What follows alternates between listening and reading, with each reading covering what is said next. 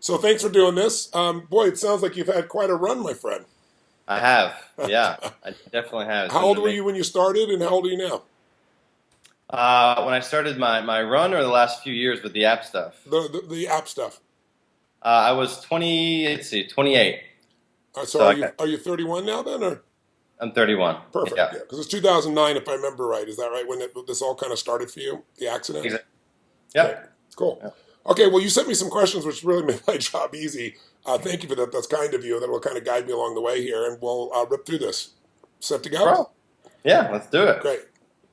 So, hello, everybody. This morning, I really wanted to bring to you some live examples of people that have, prospered during the tough times of this economy. So many people today, if you're not in the tech business, a lot of other businesses are in really tough shape. And one of the things I've tried to get people to do is to think about adapting. Instead of continuing to do what doesn't work, find something new that can really give you some new opportunities.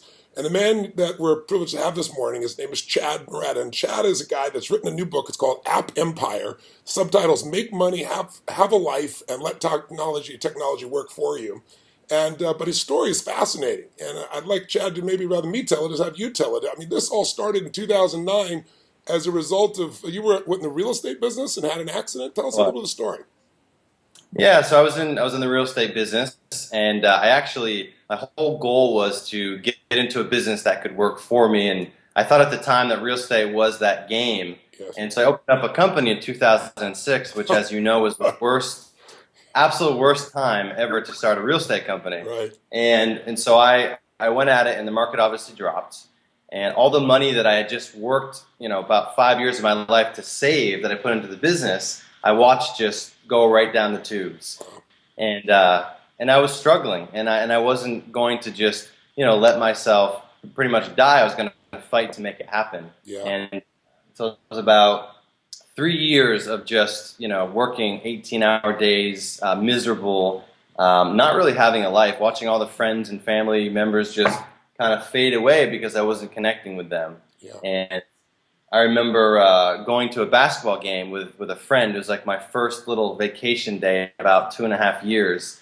And I remember looking around, seeing all the people around, and seeing how happy they were, enjoying this moment and connecting with each other. And I was thinking, something's wrong. I have to push the pause button and assess my life because something is definitely wrong, and I have to change it up. Change it up. And so I was driving home. It was about 11 o'clock at night, and I was driving home the interstate and just thinking about how can I change my life? How can I change things, get it back to where I want it? And this was actually before I even knew your material was out there. Hmm. And the universe has an interesting way to show up when you ask for it. And I ended up hitting a deer on the interstate. Wow. And I hit the deer going about 70 miles an hour, and hit the median, and my truck flipped over 4 times on the interstate, and my whole life turned upside down. Quite literally. Yeah, literally. And Uh, you were in the hospital for quite a period of time then. I was, yeah. So the doctors basically said, we're going to amputate your arm. You're never going to lose your arm ever again. And I'm in there scared out of my mind, having this near death experience, and also just not knowing where I was in life at all. Like, I thought life was bad before the accident. Now, how about after the accident? And so I basically decided to go with this groundbreaking surgery that they put titanium from my elbow all the way up into my shoulder. So it's all titanium. Hmm.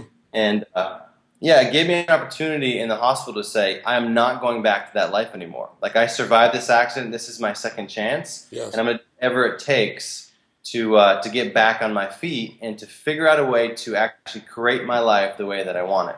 How did you keep your psychology together? Did you read? Did you listen to audios? What did you do? Yeah, great question. Well, that's actually when I started. I actually read your book, and then I got your audio. I got Get the Edge, Wow. and that completely changed my life and rocked my world. That's what got me to think outside of my own psychology in my head at that moment. Wow. I'm And I thrilled to hear thank you that. for that because that was definitely one of the biggest things that helped change everything for me. Wow, I'm thrilled to hear that. Well, tell me, while you're there, how did Yeah. this lead to you becoming an appreneur? I guess is how we say it these days, an app entrepreneur, appreneur. I mean, you didn't really have any technical skills, as I understand it, did you? Yeah. Tell me, how did this come about? Because if I understand you correctly, I Yeah, think I've read that you've had 50 apps that have 45 million downloads. You built three companies, app companies, and sold them yeah, off for a nice profit. Is that true? that is true. Yeah, so for me at that time, it was a must. It was a Yes. must to get out of the life that I was leading, and I started saying, I have no other choice. Like this is it. I'm pushed up against the wall, and I had a buddy of mine that came to the hospital, and he gave me an article, and he said, I know that you're this achiever guy. I know your real estate business is going down the tubes, and here's another option you should get into, and it's about apps. And it was interesting because I had just gotten my iPhone that day. So I Wow. purchased an iPhone. I had no apps on it, no contacts, no nothing. And he gave me this article. I read about two guys had no tech experience at all, and they made all this money on this silly app. And I'm thinking there, I'm laying in the hospital, I'm on morphine, I'm on all these different drugs, and I start getting really creative. Morphine will help that, Oh huh? yeah, yeah. So I'm laying in the bed, and my left arm was the one that was crushed, and I'm left-handed, and so I'm sketching out with my opposite arm ideas for apps, not knowing anything about the industry at all, but just knowing that like I have to find a way to get myself together. And I remember all the ER doctors and the emergency ambulance workers were going through my phone. I was thinking security might be a good way to protect things on my phone. And so next thing I know, I'm somehow calling India and somehow negotiating on having them develop outsourcing an app for me, Wow. not knowing what I'm doing. And I don't even know how I actually wired money over there, but somehow I wired money over there and started my app journey just with faith, putting faith out there. Wow. And I understand you borrowed the Yeah, little bit of money to get started too. But you borrowed from your father, or what was the amount you started with to build your first app? yeah. I started with it's actually my stepdad. It was First step. $1,800. Wow. And what did you end up earning on that app? That was your fingerprint app, is that right? Yeah, that app in total, it was right around $620,000. Wow. Not a bad return. That's amazing. Yeah. Amazing what Musk will do and some creativity and some commitment. And, one of the biggest challenges I think for people is you were at a Musk point and you'd used your creativity to enter a new world, rather than still trying to fight something that wasn't working in the real estate side. And so many Yeah. people today, I was meeting with the President of the United States, President Obama, and I was saying, it's wonderful that we're taking care of people for 99 weeks, on unemployment. But if you don't give anybody skills or new talents or abilities, they lose confidence. There's no future for them. And so the secret is, you look back 100 years ago, and we were a country where 40% of the people were farmers. Today it's 2%, and we feed the whole world. So you're a model of how to make that kind of change. I'm curious. You've done incredibly well. What do you think made you? What do you attribute your success to on the App Store? Because there's almost 800,000 apps today. Is it too crowded? Can you still do well? Why have you done well? Yeah, great question. And yeah, I think it's a moment where you decide there has to be a major change, and you're willing to let go of things that you've held on for so long. So for me, laying in that hospital bed, it was survival. There wasn't any other choice. I was going to make this work one way or another, and is reinventing myself and figuring out different strategies where I could actually succeed, knowing that the strategies before were not serving my life, were not Yeah. serving my business, were not serving anything. And I think a lot of people hold on to those so dearly. And so for me, when I made that decision, I said, okay, well, what is the fastest way that I can actually go from knowing nothing to learning about this business and succeeding? And it was fortunate for me because I was stuck in the hospital for months, and I was stuck to a lazy boy after I got out of the hospital for 6 months. Wow. And so I just stayed and I stared at this phone, and I looked at all these apps, and I just started understanding why they're successful. I Yeah. started reverse engineering their success, their marketing, the way they're doing things, why would I download them, and I got really present with that. Hmm. And can you share with us? I'm sure in your book you give it in greater detail, and I want everybody to pick it up. Again, it's App Empire: Make Money, Have a Life, and Let Technology Work for You. What are a couple of insights that you give us that maybe some of the biggest challenges that you had and what you learned from them that could help other people to be able to be more successful? Yeah. So one of the biggest challenges I think I had was, and I think a lot of people have this, is that they immediately think, well, because I don't know this new industry, because I haven't gone to school or read books about it, I can't do it. And immediately, me not being a tech person at all, I had those same barriers. So I was very apprehensive, even though I knew it was a must. I was still, okay, well, I don't know how to code, and I don't know how to do design work, and what do I really do?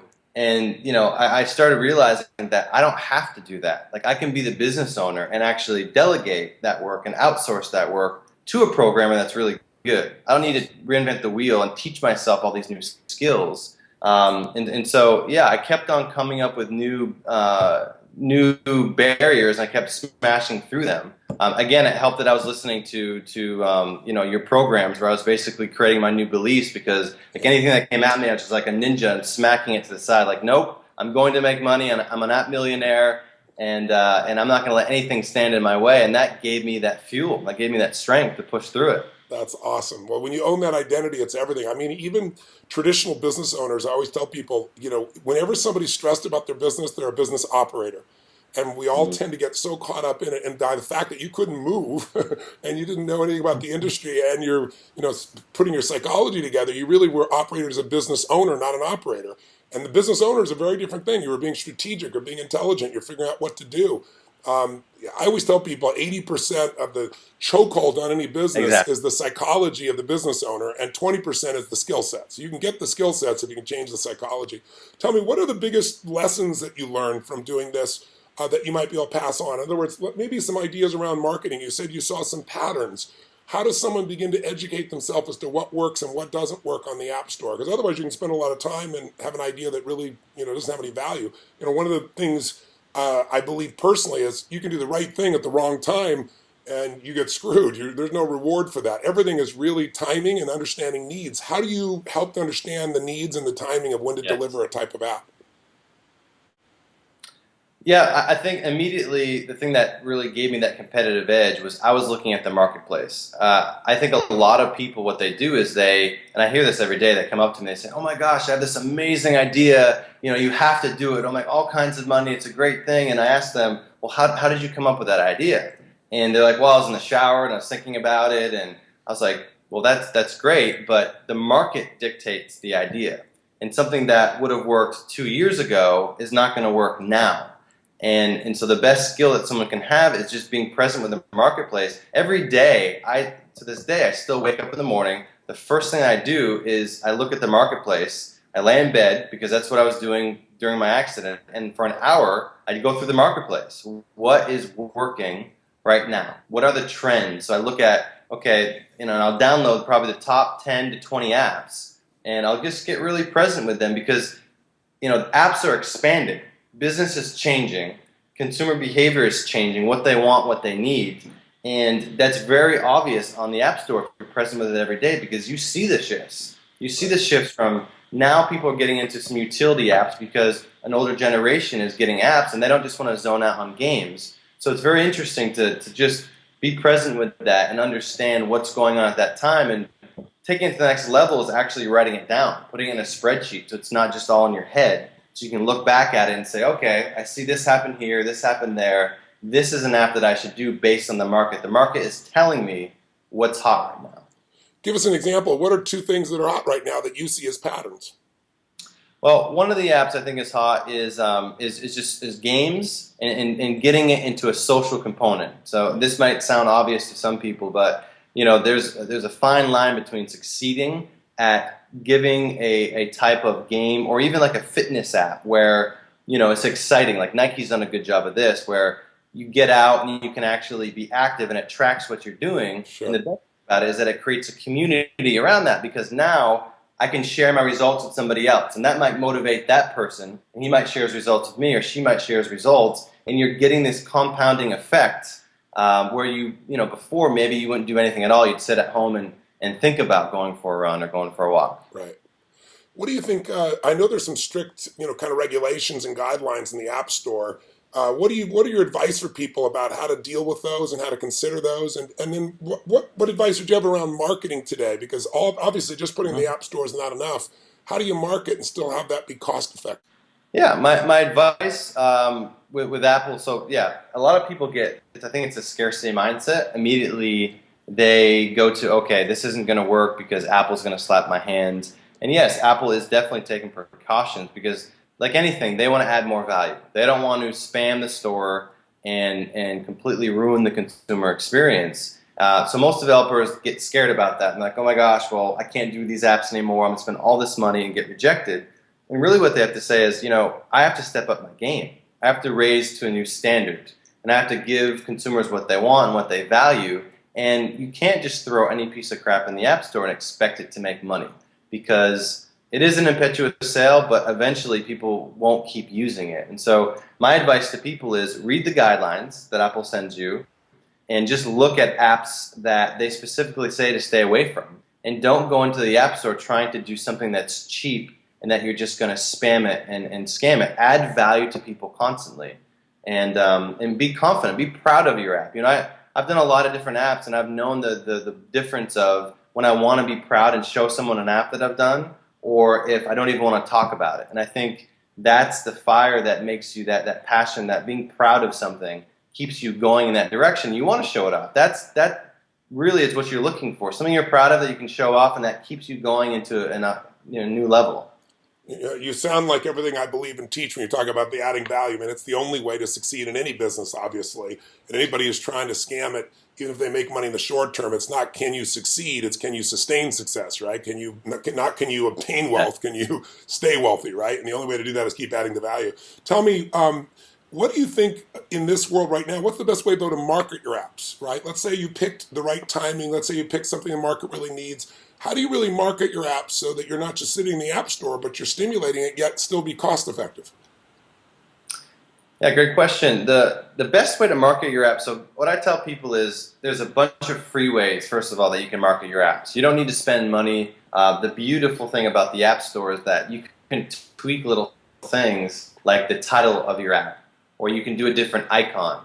You can look at different screenshots, and how do you figure out which screenshot's an icon? It's just, again, it's looking at what's successful and emulating it, making it better, figuring out what people like and what converts to a sale, making it better. And a lot of those are free changes for marketing, but most people ignore those. They think it's solely the idea that's going to sell it, and how is anyone going to actually play with your app unless they actually see it, right? Right. So that's I think the biggest thing is do what's free first. Get really clear with the demographic that you're marketing to. I think a lot of people, sometimes they just want to market to everybody, but there's a certain demographic that's going to grab that Nike app, that fitness app. And I think understanding that person, the more you understand them, the better you can actually market to them with your description, the language you're using, and with the screenshots, making it as easy as possible for them to click that little button so they can download the app.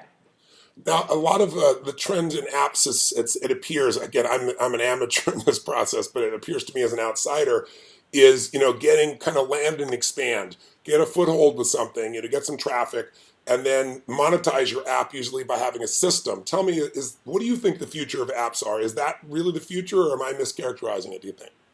No, that's a good interpretation. Yeah, I mean, monetizing apps, what's kind of changed is in the beginning of the App Store, you could throw out a lot of stuff, and because there was so much demand, people were downloading things. And I think a lot of developers, what they did was they went on this impetuous sale model, and I think going forward, that's going to go away because, again, it comes back to adding value. If you hook that customer and you treat them well, like any business, they're going to continue to spend money inside of your app.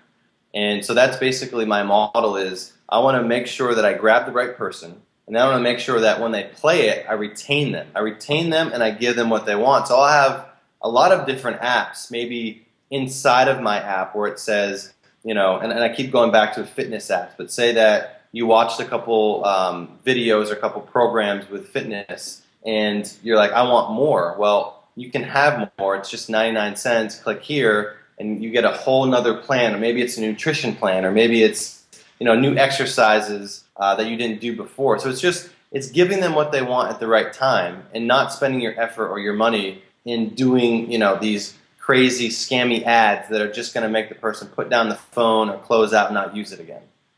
if you were starting from scratch today, and we're talking to people that might be, this is their first kind of venue or first approach to this, I should say, what would Yeah. be your advice to them? What would you do differently? Probably not a lot since you've been so damn successful, but is there anything today that you know today you didn't know then that you'd want to share with somebody just beginning the journey? I'd want to share. So in the beginning, I kind of it was all on me, and again, I had that manifestation power, that must. I made it happen. I think a lot of people they have to get clear again, and you teach this with the reason why that they're doing it. I had every mirror quotes on. I had pictures of things that I wanted to do, and I just made this environment where everywhere I looked, I felt and breathed success. The one thing that I would do differently is I didn't realize that there's more people out there like me. I didn't realize that there was non-techie people. I didn't reach out and form a mastermind group until about a year and a half into the process. That mastermind group, it put everything on steroids. It just elevated my game because I had new people I could talk to, and again, it held me to new standards. So I think advice that I give to somebody starting out, get educated, because now there's so much information out there. You can understand the game and what to do. And the next thing I would say is reach out to like-minded people that are in the same position and form bonds with them. Work on it together. It's like a workout partner. You want to make sure that you're getting up and going to the gym every day. You're getting up and working on apps every day. And people, as you know, it's the closest point to where you want to get to is from somebody else versus from just trying to read a newspaper or something else. That's the best way to translate your game. So, Chad, you started this in 2009. 3 years later, here you are, an app, multimillionaire. How's it changed your lifestyle, and how's it changed the way you look at your life today to have built this kind of success and to have done it in such a leveraged way? It's been an amazing journey. I've rediscovered myself. I have done all the things that I've always wanted to do. Growing up as a kid, not vacationing, I finally understood what it meant to really get out there and see the world and to meet new people. And I think before I was so caught up in making money, and it was really all about me. Yeah. And now this has allowed me to be myself and contribute, to give to others, and to make that my main focus. And that has just opened up me in a whole nother way. And, I look at things a lot differently now. And my family, my friends, everything has transformed because they feel it from me. And I think back then I was like, well, you should do this, you should do that. And people were looking at me like I had 5 heads. Now they understand. They say, well, okay, this guy, he has results. I'm going to follow him because I can finally be a leader, because I can back up what I'm saying, and that's a pleasure to be able to shape and help people out. Well, you have a great presence about you. It's one thing to succeed. It's another to have grown personally, and I love hearing your focus of added value, and I really believe that's why you're successful, and I'm thrilled to hear my work touched you. So I know you're going to come speak at Business Mastery here in January with us in 2013 in Las Vegas. So I look forward to seeing you in person there. And look forward to having you come to one of the events, and maybe come when you want to break there, come to Fiji. We've got Namali Resort and Spa. We're #1 in the country in the top 10 in the South Pacific. So you come be my guest and get a chance to take some time and relax with those you love. Thanks so much for taking the time to visit with us today. Thank you so much, Tony. I really appreciate it. Great. See you soon. See you soon. Bye-bye. Bye-bye.